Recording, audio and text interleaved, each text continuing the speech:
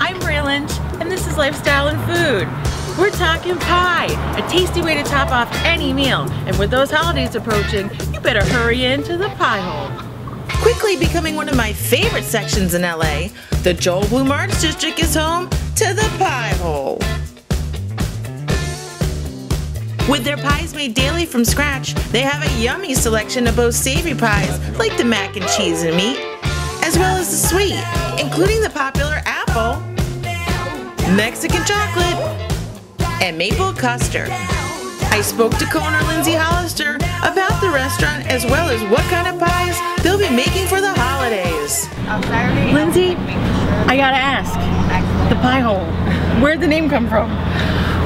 That's a great question, and we are asked that question almost on a daily basis. When we first started kicking around the idea of doing this, naming is always the fun part. So we came up with a lot of ideas. We wanted to do a play on words. Matt, my fiance, wanted to name it 3.14, which is a little nerdy. Very nice. Very nice. But we were afraid people would think that was like the street address of, you know, anyways. So Matt's mother, my future mother-in-law, always loved the term, you know, shut your pie hole and that, you know, old colloquialism. So we just thought that made the most sense. And also something to be memorable, people would remember. Now, how do you decide on what pies to make? Another great question. We sit down every month and decide. We only do what fruit is in season. We were very, we knew what we wanted to do.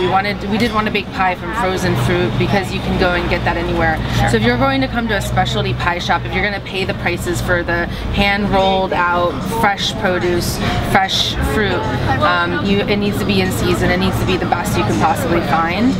So that's why we will look at what's in season.